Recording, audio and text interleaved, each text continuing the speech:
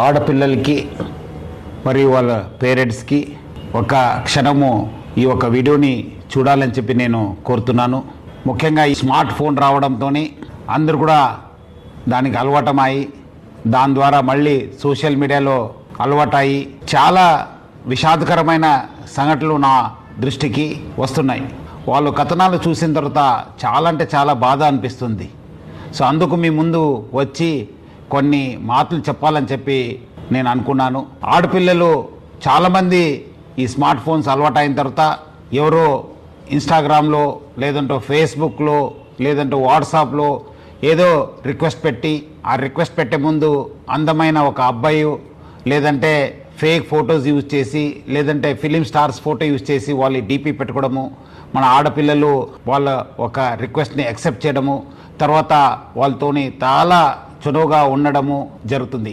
కొన్ని రోజు అయిన తర్వాత ఇట్లానే ఆ ఒక మాటలు వాళ్ళ ఒక పర్సనల్ ఫొటోస్ కావాలి, మీరు చాలా అందమై ఉన్నారు, చాలా స్వీట్ వర్డ్స్ చెప్పడంతో మన ఆడపిల్లలు కూడా ఏదో తెలియక వాళ్ళు పర్సనల్ ఫొటోస్ పంపడము.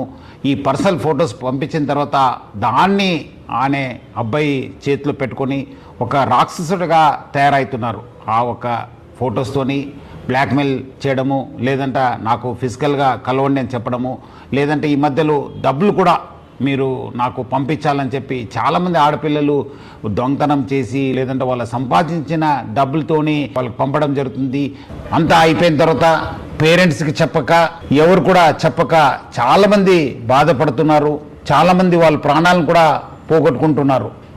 సో ముఖ్యంగా ఆడపిల్లలు మీకు ఏమాదిరూ అన్యాయం జరిగితే ఇమ్మీడియట్లీ మీ పేరెంట్స్కి లేదంటే మీ ఫ్రెండ్స్కి లేదంటే మాకు పోలీస్కి సమాచారం తెలియపరచాలని చెప్పి నేను కోరుతున్నాను. పేరెంట్స్ కూడా చాలా జాగ్రత్తగా ఉండి వాళ్ళు ఆడపిల్లలతోని సమయం కేటాయించాలి. వాళ్ళు ఏం చేస్తున్నారు, ఎక్కడ చేస్తున్నారు, వాళ్ళు ఎవరి దగ్గర వెళ్తున్నారు అనే పైన కూడా నిఘా పెట్టాల్సిన అవసరం ఎంతో ఉంది. ఇట్లాంటి సంఘటనలు మీ దృష్టికి వస్తే మీరు ఇమీడియట్లీ డయల్ 100కి ఫోన్ చేయాలని చెప్పి కోరుతున్నాను.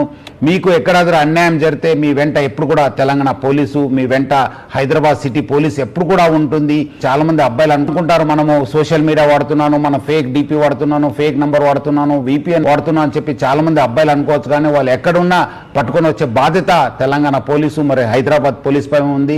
మీ అందరు కూడా తీసుకొచ్చి కటకటాల వెనక పెట్టే బాధ్యత మా పైన ఉంది. ముఖ్యంగా ఆడపిల్లలు అందరూ కూడా ముందు వచ్చి ఇలాంటి వాళ్ళపైన కంప్లైంట్ ఇవ్వాలి. అట్లానే పేరెంట్స్ ప్లస్ పిల్లలు అందరూ కూడా ఆడపిల్లలు జాగ్రత్త ఉండాలని చెప్పి కోరుతూ సెలవు తీసుకుంటాను. Thank you. జై హింద్, జై హైదరాబాద్ సిటీ పోలీస్.